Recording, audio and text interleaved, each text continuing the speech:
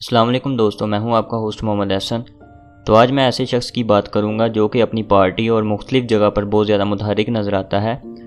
تو ویڈیو شروع کرنے سے پہلے تمام دوستوں سے گزارش ہے کہ وہ ریڈ بٹن پر کلک کر کے چینل کو سبسکرائب کر لیں اور ساتھ والے بیل آئیکن کو بھی دبا لیں تاکہ ہماری آنے والی تمام ویڈیوز آپ کو وقت پر مل سکیں۔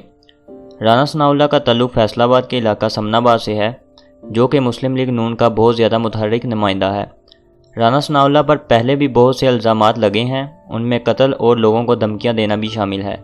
آج ایک ایسا واقعہ پیش آیا جب رانا ثناءاللہ فیصل آباد سے لاہور پارٹی اجلاس میں شرکت کے لیے جا رہے تھے۔ اطلاعات کے مطابق رانا ثناءاللہ کو انسداد منشیات فورس نے حراست میں لے لیا۔ رانا ثناءاللہ کو موٹر وے پر حراست میں لیا گیا۔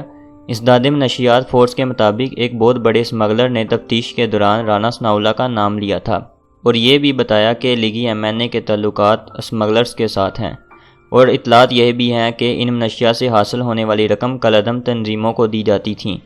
اس سے یہ ثابت ہوتا ہے کہ یہ بہت بڑی کارروائی ہے، جبکہ دوسری طرف مسلم لیگ نون کا یہ الزام ہے کہ یہ تمام کارروائی عمران خان نے کروائی ہے۔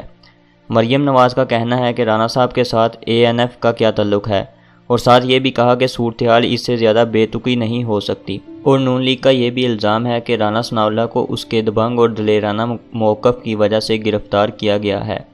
رانا ثناءاللہ وہ شخص ہے جس پر پہلے ہی بہت سارے الزامات ہیں، جیسا کہ ان کے اپنی پارٹی کے عابد شیر علی کے والد الزامات لگاتے رہے ہیں، اور ماڈل ٹاؤن میں ہونے والے افسوسناک واقعہ کا ذمہ دار بھی رانا ثناءاللہ کو ٹھہرایا جاتا ہے، جبکہ شہباز شریف کا کہنا ہے کہ کسی بھی مقدمے کے بغیر گرفتاری سیاسی انتقام ہے، جبکہ دوسری طرف انسداد منشیات فورس نے کہا ہے کہ یہ گرفتاری ٹھوس ثبوت کے تحت کی گئی ہے، اور جب رانا ثناءاللہ کی گرفتاری کی گئی تو اس کی گاڑی میں سے بھی منشیات برآمد ہوئی۔